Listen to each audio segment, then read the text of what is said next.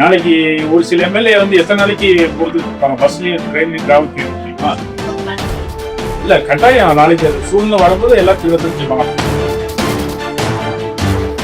இல்ல டேபிள் மேல இருக்குன்னா இன்னும் ஒரு சில ஆதாரங்கள் கலெக்ட் பண்ணிட்டு இருக்காங்க. அது கிடைச்சதுன்னா கண்டிப்பா முன்னாள் அமைச்சராக இருக்கட்டும், முதலமைச்சராக இருக்கட்டும், யாரா இருந்தாலும்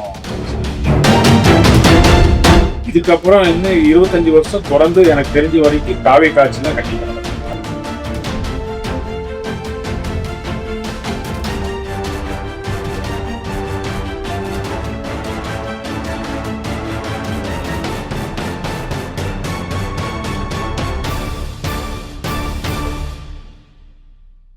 நம் தமிழ் நேயர்களுக்கு வணக்கம். நான் உங்க மீனா. தற்போதைய அரசியல் சூழல் பத்தின கருத்துக்களை பகிர்ந்து கொள்வதற்காக இன்னைக்கு நம்மளோட நினைச்சிருக்காங்க மூத்த பத்திரிகையாளர் ஜாக்சன் சார். வணக்கம் சார். எப்படி சார் இருக்கீங்க? Okay sir. புதிதா இந்த தாவேக அரசு 100 நாள் கடந்திருக்காங்க. ஆட்சி எப்படி சார் இருக்கு? ஆட்சி நல்லா தான் போயிட்டு. ஆட்சி நல்லா இருக்கு. அவங்க வந்து வாக்குறுதி கொடுத்த திட்டங்கள் வந்து நிறைவேற்றிருக்காங்களா? எத்தனை நிறைவேற்றிருக்காங்க? இப்போதைக்கு கொஞ்சம் வாக்குறுதி நிறைவேற்றிருக்காங்க. அது என்னன்னு பார்த்தா முதல்ல டாஸ்மாக் வந்து அவர் சொன்ன உடனே ஒரு சில கடை முக்கியமான எந்தெந்த கடையில் இடம் அதெல்லாம் வந்து மூடிருக்காங்க. ரெண்டாவது பார்த்தீங்கன்னா இந்த பெண்களுக்கு வந்து இந்த பெண்கள் பாதுகாப்பு சொல்லி சிறப்பு படைகள் போட்டிருக்காங்க. இல்லையே எல்லா பக்கமும் இருக்காங்க, லைவ்ல தான் இருக்காங்க. நான் கூட நிறைய இடத்துல பார்த்துருக்கேன். நீங்க இந்த பிங்க் ஜீப் பார்த்தீங்கன்னா எல்லா இடத்துலயும் போலீஸ் அதுக்குன்னே ஸ்பெஷல் போலீஸ் லேடி போலீஸ் வந்து போட்டு அங்கேயே கண்காணிச்சிட்டு இருக்காங்க. எங்க வந்து அக்கரன்ஸ் நடக்குதோ உடனே அந்த இடத்துக்கு லேடி போலீஸ் அங்கேயும் போறாங்க, போய் பார்த்துட்டு தான் இருக்காங்க. அப்புறம் ஒரு சில திட்டங்கள் முக்கியமான திட்டங்கள் வந்து இந்த தாய்மாமனுக்கு மோதிரம் அது வந்து அறிவிச்சிருக்காங்க. அப்புறம் முக்கியமான திட்டங்கள் வந்து என்னன்னா இந்த அமௌண்ட் பட்ஜெட் கூடிய உள்ளது, அதாவது இந்த பேருந்து இலவசம், பெண்களுக்கு பேருந்து இலவசம், அனைத்து பேருந்துன்னு சொல்லியிருந்தாங்க. அது போக எல்பிஜி கேஸ் சொல்லியிருந்தாங்க. அப்புறம் இந்த மாசம் 2500 ரூபாய் சொல்லியிருந்தாங்க. இதெல்லாம் சொல்லிட்டு கொஞ்சம் காலத்தாலும் வந்து முதலமைச்சர் விஜய் வந்து பதவி ஏற்கிற அன்னைக்கு ஒரு 6 மாத காலம் டைம் கேட்டிருக்காரு. எதுக்கு அந்த டைம் கேட்டாருன்னா கடந்த ஆட்சியில வந்து கஜானா வந்து பாத்தீங்கன்னா சுத்தமா ஒண்ணுமே இல்லை, எல்லாம் துடைச்சி வச்சு வலிச்சுட்டு இருக்காங்க.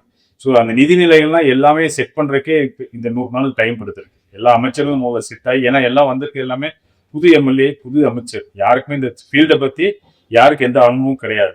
இது வந்து உள்ள வந்து உட்கார்ந்து ஸ்டடி பண்ணிட்டு எதுல என்ன பண்ணா எப்படி கடன் வாங்கணும், ஏன்னா எப்படினாலும் கடன் வாங்கி தான் அந்த ஆட்சியை நடத்தணும், கடன் வாங்காம அந்த ஆட்சியை நடத்த முடியாது.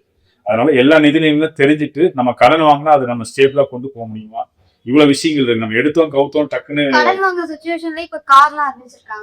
கார் வந்து எதுக்கு எம்எல்ஏக்கு அறிவிச்சிருக்காங்கன்னா அது கொஞ்சம் இன்னும் டிஸ்கஷன் போயிட்டு இருக்கு. ஒரு சில எம்எல்ஏ வந்து பாத்தீங்கன்னா இன்னைக்கு ரொம்ப ரொம்ப லோ கிளாஸ் ஃபேமிலில இருந்து நிறைய எம்எல்ஏஸ் வந்திருக்காங்க. அப்போ அவங்களுக்கு வந்து நாளைக்கு நம்ம வந்து ஒரு அவங்களுக்கு தேவையான வசதி பேசிக் வசதி தான். இன்னைக்கு சாதாரணமா ஒரு மிடில் கிளாஸ் ஃபேமிலிக்கு எங்க போனாலும் கார்ல தான் போகணும்னு ஆசைப்படுறாங்க. அப்ப எம்எல்ஏ வந்து நான் தமிழ்நாட்டுக்கு ஒரு சட்டமன்ற உறுப்பினர், அந்த தொகுதிக்கு உறுப்பினர் வந்து அவருக்கு ஒரு இடத்துக்கு போகும்போது ஒரு கலெக்டர் பார்க்க போறோம், உள்ள ஒரு தொகுதி பிரச்சனைக்கு போறோம், அங்கங்க வேஷ்டி கட்டி நடந்து போயிட்டு இருக்க முடியாது, சைக்கிள்ல போக முடியாது, டூ மந்த் தேடி தான் வாங்கணும். அதை திருடக்கூடாதுன்னு விஜய் வந்து என்ன பண்ணிருக்காரு,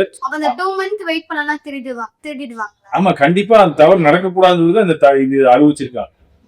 ஏன்னா எம்எல்ஏக்கள் அதாவது திருடுவாங்கல்ல அந்த, அதாவது ஒரு பொருளை 100 ரூபாய் கண்மணி வச்சுட்டு அவன் திருடிடுவான்னு சொல்லிட்டு நம்ம பண்ணக்கூடாது. நான் என்ன சொல்றேன்னா அவங்களுக்கு தேவையானது செஞ்சு கொடுக்கணும், அதுதான் நம்ம கவர்மெண்டோட ஒர்க்கு. அப்போ அவன் வந்து தெளிவா அவங்களே ஓப்பனாவே கேட்கறாங்க, எனக்கு சட்டசபையில எல்லா எம்எல்ஏ மூலியம் எனக்கு இந்த மாதிரி வந்து கார் வசதி இல்லை, நான் வந்து ட்ரெயின்ல வரேன், எனக்கு கேட்ல என்ட்ரன்ஸ்லேயே விட மாட்டேங்கிறாங்க, ஐடி கார்டை காமிச்சு ஒவ்வொரு டைம் ஆட்டோல வராண்டி இருக்கு, ஒரு எம்எல்ஏக்கு இந்த நிலைமை இருக்கு. அப்போ அவங்க என்ன பண்றாரு, அமைச்சர் வந்து முதலமைச்சர் வந்து ஒரு அறிக்கை கொடுக்குறாரு, இந்த மாதிரி யார் எல்லா எம்எல்ஏ இவங்க தாவேக எம்எல்ஏக்கு மட்டும் அவங்க கொடுக்க எல்லா எம்எல்ஏக்கும் கொடுக்குறேன்னு சொல்லிட்டாங்க. அதுல ஒரு சில திமுக எம்எல்ஏ அவங்க வேணான்னு சொல்லிட்டாங்க, அவங்க பெருந்தன்மையை அவங்க வேணான்னு சொல்லிட்டாங்க. ஏன்னா ஆல்ரெடி அவங்க நிறைய கொள்ளடிச்சு நிறைய சேர்த்து வச்சிருக்காங்க, நிறைய வாகனங்கள் வச்சிருக்காங்க, அதனால வேணும்ட்டாங்க. சௌமியாங்கனி மட்டும் வந்து எனக்கு காருக்கு பதிலாக எனக்கு அந்த தொகையை வந்து எனக்கு ஒரு குடோன் கட்டி கொடுங்க அப்படின்னு சொல்லி அவங்க கேட்டிருக்காங்க, பெருந்தன்மையை அது கேட்டிருக்காங்க. அதே மாதிரி தாவேக எம்எல்ஏ வந்து கார் எதுக்கு கேட்டிருக்காங்க, முக்கியமா தொகுதி பிரச்சனையை பார்க்கறதுக்கு.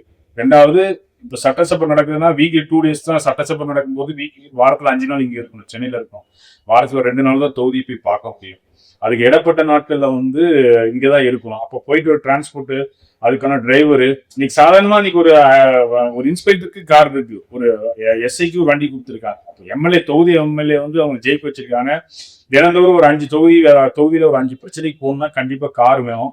ரெண்டாவது இன்னொன்னு என்னன்னா, அவங்க நாளைக்கு அவங்க திருடக்கூடாது அப்படிங்கிற எண்ணத்தோடு முதலமைச்சர் வந்து இது வந்து நீங்க சொல்ல வந்து கார் வேணும்னு ஒரு எண்ணத்தை கொடுத்துருக்காங்களா, இல்ல திருடக்கூடாதுன்னு ஒரு இல்ல, அமைச்சர் அந்த எம்எல்ஏவே வந்து இந்த கார் கேட்கும் போதே நாளைக்கு சட்டமன்ற யாரும் வந்து திருடிடக்கூடாது, திருடி கார் வாங்க கூட நேர்மையா கேட்டு வாங்கிக்கலாம். அவங்க நியாயமா தான் ஓப்பனா தான் ஸ்டேட்மெண்டே கொடுக்குறாரு. நாளைக்கு ஒரு சில எம்எல்ஏ வந்து எத்தனை நாளைக்கு பொறுத்துக்கிட்டு இருப்பாங்க, பஸ்லயும் ட்ரெயின்லயும் டிராவல் பண்ணிட்டு இருக்க முடியுமா?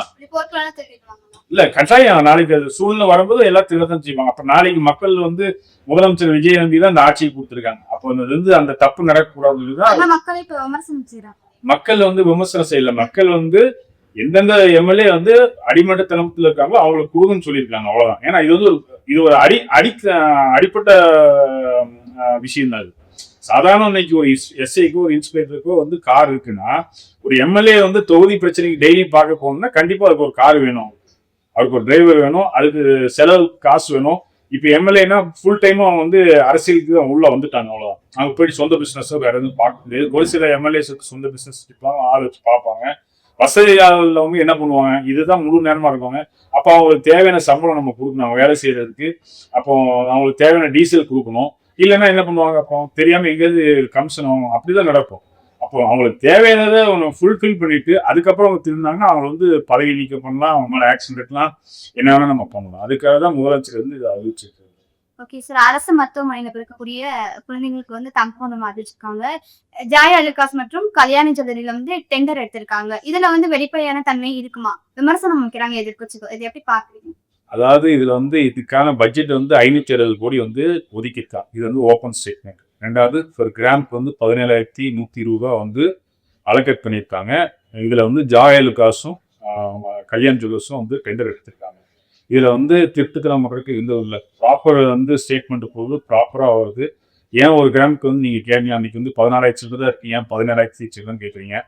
இப்போ ஒரு இது செய்யணும்னா, கம்மல் செய்யணும்னோ இல்லை ஒரு மோதிரம் செய்யணும்னா அதுக்கு செய்கூலி சேதாரம் போடுவாங்க. கண்டிப்பா அதுக்கு வந்து ஒரு 2,000 3,000 ஜாஸ்தி வரும். ரெண்டாவது கோல்டு வந்து நிலையான ரேட்ல இருக்காது, எப்பவுமே அப் டவுன்ல தான் இருக்கும். ஸோ அதனால கவர்மெண்ட் வந்து சொன்ன ரேட்ல இருந்து மேல போயிடக்கூடாது, கீழே வந்துடக்கூடாது. ஸோ அதனால ஸ்டேபிள் ஆகுங்க. அதுக்காக ஒரு ஆவரேஜ் ரேட்டு தான் ஃபிக்ஸ் பண்ணி வச்சிருக்காங்க, 17,120 ரூபா.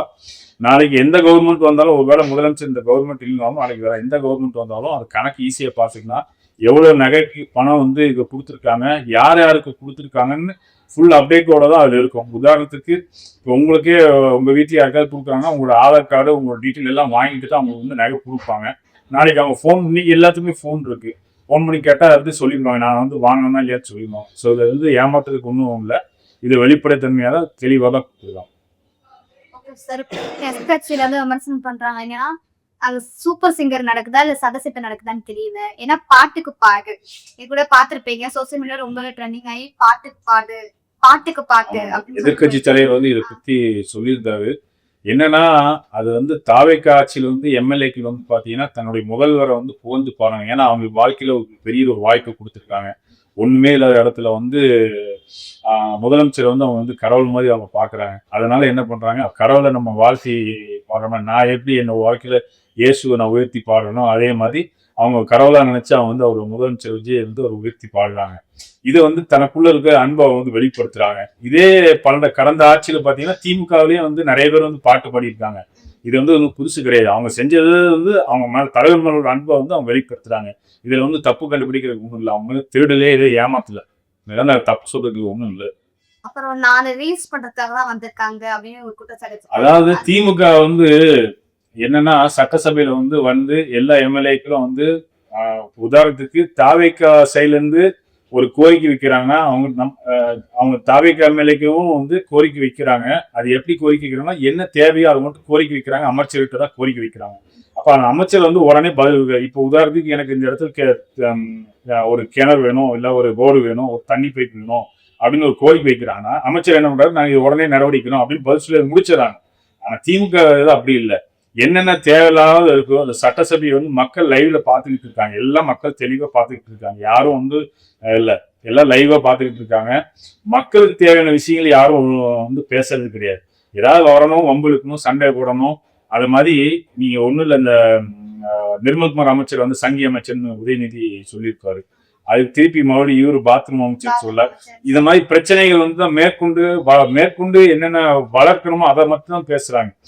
என்ன சப்ஜெக்ட் என்ன சட்டமன்றமே வந்து மக்களுக்கு தேவையான விஷயங்கள் பேசுறாங்க. மக்களுக்கு விஷயங்கள் பேச விட மாட்டேங்கிறாங்க திமுக. அதுதான் பிரச்சனை இப்போ. அதாவது குறைகளை செய்யக்கூடிய இடத்துல வந்து தாவேக்கா ஆட்சி இருக்கு, குறைகளை சொல்லக்கூடிய இடத்துல வந்து திமுக ஆட்சி இருக்கு. குறைகளை சொன்னோம்னா அமைச்சர் ரிப்பீட் பதில் கொடுப்பாங்க, ஏன்னா மக்கள் லைவ்ல பார்த்துட்டு இருக்காங்க. இவங்க குறைகளே சொல்ல மாட்டேங்காங்களே. இவங்க வந்து இவங்க பிரச்சனையும் அவங்க பிரச்சனையும் பழைய பிரச்சனையும் இதை மட்டும் தான் பேசுறாங்க. இப்போ தொகுதியில என்ன தேவை இருக்கு அதை பத்தி பேசினா பரவாயில்ல. எனக்கு இந்த தொகுதியில எப்படி சௌமியா மேடம் வந்து மேகதாது டேம் வந்து வேண்டாம் அப்படின்னு சொல்லி எவ்வளவு ஸ்ட்ரிக்டா அழகா பேசுறாங்க. அவங்க வந்து வேற ஏதாவது விஷயம் பேசுறாங்க. இல்ல பிரேமலதா மேடம் இருக்கட்டும், திமுக சைடுல மக்கள் வந்து தாவக தேர்ந்தெடுத்தாங்க. இப்ப திமுக தாவக ரெண்டு பேருமே சொல்லி போன மக்கள் தான் விமர்சனம் முன்வைக்கிறாங்க. சட்டசபை வந்து 24 மணி நேரம் சட்டசபை வந்து 24/7 அந்த ப்ரோக்ராம் ஸ்டார்ட்ல இருந்து முடியுற வரைக்கும் தெளிவா வந்து லைவ்ல ஓடி இருக்கு. இடையில எங்கேயும் கட் பண்ணணும். சரிங்களா? போன திமுக ஆட்சியில வந்து லைவ் ஓடிச்சு. ஆனா திமுக ஆட்சிக்கு சாதகமான விஷயம் மட்டும் லைவ்ல காமிச்சேன். இப்ப அப்படி இல்லை. லைவ் யாரும் ஏமாத்த முடியாது. நானும் ஏமாத்த முடியாது, நீங்களும் போய் சொல்ல முடியாது. நானும் போய் சொல்ல முடியாது, நீங்களும் போய் சொல்ல முடியாது, மக்களும் போய் சொல்ல முடியாது. ஏன்னா எல்லாமே நம்ம ரிப்ளை பண்ணி பாத்துக்கலாம். அப்போ நீங்க திமுக வந்து ஆட்சிக்கு உள்ள வந்தாங்கன்னா, சாரி தாவேக்கா ஆட்சியில இப்ப இருக்காங்க, தாவேக்கா கிட்ட என்ன கேட்கணும்? அவங்க குறைகளை தான் அவங்க சொல்லணும். குறைகளை சொல்லிட்டு அதுக்கு ரிப்பீட் பதில் அவங்க சொல்லலாம். இவங்க பிரச்சனை பண்ணலாம், இல்ல வெளியில பண்ணலாம், என்ன வேணா பண்ணலாம். ஆனா அதை விட்டுட்டு மத்த எல்லா விஷயங்களும் இவங்களே பிரச்சனையை உருவாக்குறாங்க, இவங்களே அதுக்கு சொல்யூஷன் பாத்துக்கிறாங்க, இவங்களே வெளியில பண்ணிக்கிறாங்க. இதே விஷயம் தான் அடிக்கடி தொடர்ந்து பண்ணிட்டு இருக்காங்க. இன்னைக்கு வெளி மக்களுக்கு விமர்சனம் பண்ணாலும் இதே கேள்விதான் கேட்கறாங்க, இதே கொஸ்டின் தான் பதில் சொல்லிட்டு இருக்காங்க. சோசியல் மீடியால பாத்தீங்கன்னா சௌமியா அவங்கதான் வந்து மக்கள் வந்து ரொம்பவே வரவேற்கிறாங்க. எங்களுக்காக பேசுற ஒரு ஆள்னா அவங்களா மட்டும்தான். ஆமா, கண்டிப்பா. அவங்க டேம் மேகதாது டேம் குறித்து அவங்க ரொம்ப தெளிவா சொல்லியிருந்தாங்க. முதலமைச்சர் விஜய் வந்து பெங்களூர் போயிட்டு இதுக்காக விஷயம் பேசலாம் அப்படின்னு சொல்லி முயற்சி எடுக்கலாம்னு சொல்லி சொன்ன சட்டசபையில அதுக்கு அவங்க வந்து தெளிவான ஒரு ரிப்ளை கொடுத்திருந்தாங்க. ஒண்ணு மேகதாது டேம் வந்து வேணும், இல்லைன்னா கெட்டக்கூடாது. அவங்க வந்து டேம் எனக்கு தமிழ்நாட்டுக்கு வேண்டாம், நீங்க அதுக்குண்டான முயற்சி எடுங்க, அனைத்து கட்சிகளையும் கூட்டி இதுக்கு வந்து ஒரு தீர்மானம் பண்ணுங்க, எல்லாரும் சேர்ந்து எல்லா கட்சிக்காரரும் சேர்ந்து டெல்லி போகலாம். ஆல்ரெடி கோர்ட்ல சுப்ரீம் கோர்ட்லயும் பிரச்சனை போயிட்டு இருக்கு. இதுக்கான தீர்வு வந்து அனைத்து கட்சிகளும் ஒண்ணு சேரணும், அது மட்டும் தான் பேசணும். அதுக்கு வந்து அவங்க தெளிவா அவங்க பேசினாங்க, அதுக்கு உண்டான சொல்யூஷனையும் அவங்க சொல்லிட்டாங்க. இதுதான் அது. தமிழ்நாட்டுக்கும் மேகதாது டேம் கட்டுறதுக்கு கட்டினாங்க, நமக்கு தான் பாதி. அன்புமணி கூட சொல்லியிருந்தாங்க, நாங்க தான் ஆட்சிக்கு வரணும், நாங்க ஆட்சிக்கு வந்தா கண்டிப்பா மக்கள் வந்து ஏத்துப்பாங்கன்னு சொல்லியிருந்தாங்க. அதை எப்படி பாக்குறீங்க? அவங்க ஆட்சிக்கு வரணும்னா மக்கள் ஓட்டு போட்டிருந்தாங்க, கண்டிப்பா அவங்க ஆட்சிக்கு வந்திருப்பாங்களே. அவங்க கூட்டணியில் தானே இருக்காங்க. இதுக்கப்புறம் வரதுக்கு வாய்ப்பு இருக்கு. இதுக்கப்புறம் 25 வருஷம் தொடர்ந்து எனக்கு தெரிஞ்ச வரைக்கும் தாவேக்கா ஆட்சி தான் கண்டிப்பா நடக்கும். ஓகே சார், இப்ப தாவேக்காவும் திமுகவும் இப்படி பரபரப்பா ஒருத்த எதிர்ப்பு இருக்காங்க. இந்த சூழ்நிலை வந்து அதிமுக இருக்கிற இடமே தெரியல, காணாம போயிட்டாங்க. அதுக்கு அதிமுக தலைமை தான் அது முக்கியம். எடப்பாடி முதலமைச்சரா இருந்தாரு, அவர் வந்து தன்னுடைய பதவிக்கு தக்க வைக்கிறதுக்காட்டிக்கு அடுத்தவங்க வந்து மேல வந்திருப்பான்னு சொல்லிட்டு மற்ற யாரையும் அவங்க வந்து அவங்க கட்சிக்காரங்க தான் சொல்லுவாங்க. நானும் அதை சொல்லல, அவங்க கட்சிக்காரங்க சொல்றாங்க. அவங்க கட்சியில இருக்கிறவங்க தான் இதை சொல்லி அவங்களுக்குள்ளே உட்கட்சி பூசலான காட்டுது. இன்னைக்கு அவங்க கட்சி இந்த நிலைமையில் இருக்கு. ஏன்னா ஜெயலலிதா அம்மா நடத்தின கட்சி, எம்ஜிஆர் நடத்தின கட்சி. ஏன்னா இன்னைக்கு அதிக இடத்துல வென்றாங்க. ரெண்டு டைம் கன்யூஸா முதலமைச்சர் அந்த கட்சி. அது நிறைய சாதனைகள் பண்ணியிருப்பாங்க ஏடிகேல. ஆனா அந்த கட்சியை சரியா அவங்க வழி நடத்தினால நீ கட்சியோட நிலைமை இருக்கு. ஓகே சார், தென் மாநிலங்கள் கூட்டம் நடந்துச்சு. இதுல வந்து அமித்ஷா அவங்க வந்து முதல்வர் விஜய் அவர்களை துணைத் தலைவராக கூட்டினாங்க. இதுக்கு என்ன காரணமா இருக்கும்? அதாவது இப்ப இருக்கிற தென் மாநில முதலமைச்சர்ல நம்பர் 1 முதலமைச்சரா இருக்கிற நம்முடைய விஜய் அவர்கள். அதனால அமித்ஷா வந்து சிறந்த துணைத் தலைவரா அவரை தேர்ந்தெடுத்திருக்காரு. எதுல சார் நம்பர் 1 முதலமைச்சர்? இன்னைக்கு தென் மாநிலத்துல அவர்னால நம்பர் 1 முதலமைச்சர். மக்கள் மனசுல யார் இருக்காங்கன்னு அவங்க தான் முதலமைச்சர். நம்பர் 1 முதலமைச்சர் மக்கள் மனசுல இருக்காங்க. ஒரு மாற்றம் சொல்லிதான் வந்திருக்காங்க. அதான் இப்ப 100 நாள் தானே ஆயிருக்கு. 100 நாளுக்குள்ள ஒரு சில விஷயங்கள்ல பண்ணிருக்காங்க. இப்போதான் கரப்ஷன் பண்ணிட்டு இருக்காங்க. ரெண்டாவது இந்த சட்டசபையில கூட யார் மேலாம் அலிகேஷன் இருக்கோ அந்த ஃபைல்லாம் என் டேபிள் மேல இருக்கு. அது கூட எதிர்க்கட்சி தலைவர் வந்து அகைன்ஸ்ட் பண்ணியிருந்தாரு. யார் மேல இருந்தா ஆக்ஷன் எடுங்க அப்படின்னு சொல்லிட்டு. காலம் பண்ணுவாங்களா? கண்டிப்பா பண்ணுவோம். பண்ணாம விட மாட்டாங்க. அதுக்கான டைம் சூழ்நிலை சந்தர்ப்பம் பார்த்துட்டு இருக்காங்க. ஏன்னா ஏற்கனவே வந்து ஒரு சில விஷயங்கள் அவங்க பண்ணி சரியா ஸ்கோப் ஆகல. அதனால இன்னும் ஒரு சில ஆதாரங்களுக்காக வெயிட் பண்ணிட்டு இருக்காங்க. ஆதார் கோர்ட்ல கிடைச்சா ப்ரொடியூஸ் பண்ணும்போது நாளைக்கு ஜட்ஜி முன்னாடி அரெஸ்ட் பண்ணி கொண்டு போகும்போது தெளிவான ஆதாரங்கள் வேணும். அதெல்லாம் இருந்தா தான் வந்து அவங்களை அரெஸ்ட் பண்ண முடியும். அப்புறம் ஆதார் இல்லாம டேபிள் மேல இருக்கு. இல்ல டேபிள் மேல இருக்குன்னா இன்னும் ஒரு சில ஆதாரங்கள் கலெக்ட் பண்ணிட்டு இருக்காங்கன்னு சொல்லலாம். அது கிடைச்சதுன்னா கண்டிப்பா அவங்க வந்து முன்னாள் அமைச்சராகட்டும் முதலமைச்சராகட்டும் யாரா இருந்தாலும் அரெஸ்ட் பண்ணுவோம் கண்டிப்பா. ஓகே சார், இப்போ வந்து வி த லீடர்ஸ் அப்படின்ற ஒரு அமைப்பு வந்து அண்ணாமலை தொடங்கியிருக்காரு. இப்போ இடையில வந்தாரு, அவர் புயல் மாதிரி வந்துட்டு அப்புறம் ரிட்டர்ன் போயிட்டாரு. இப்போ வந்து தாவேகாவுக்கு சப்போர்ட்டா பேசிட்டு இருக்காரு. அதை எப்படி பாக்குறீங்க? அவரோட தாவேகாவுக்கு சப்போர்ட்டா அவர் பேசல. என்ன நியாயமா அவர் பேசிட்டு போறாரு. அவர் அண்ணாமலை அவர்கள் வந்து நல்ல மனிதர்.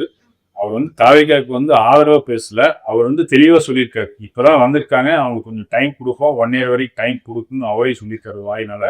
ஆனால் மக்களும் அதுக்கு ஏற்றிருக்காங்க. ஆனா சில திமுக போன்ற கட்சியெல்லாம் வந்து அவர் உடனே ஆட்சிக்கு இறக்கணும், அவங்களோட திட்டங்கள்லாம் முறியடிக்கணும், அவங்க வந்து இந்த மீனில் ஆட்சியில கன்ஃபியூஸா இது பண்ணக்கூடாது அப்படின்னு சொல்லி அவங்க திட்டம் போடுறாங்க. அதுக்கு அவர் அண்ணாமலை வந்து அவர் தெளிவா அவர் சொல்லியிருக்காரு. இந்த மாதிரி ஒரு சில நாட்கள் வந்து கண்டிப்பா அவங்களுக்கு டைம் கொடுக்கணும். ஒரு சில பண விஷயங்கள்ல கூட பட்ஜெட்ல கூட நிறைய பணம் மிச்சம் பண்ணிருக்காங்க தாவேகா ஆட்சின்னு சொல்லி அதை கூட அவர் பாராட்டி பேசியிருக்காரு அந்த இடத்துல. ஓகே சார், தற்போதைய அரசியல் சூழல் பத்தின கருத்துக்களை ரொம்பவே தெளிவாக சொன்னீங்க. இந்த மாதிரி இன்னொரு நியூஸ் நான் சந்திக்கிறேன். நன்றி.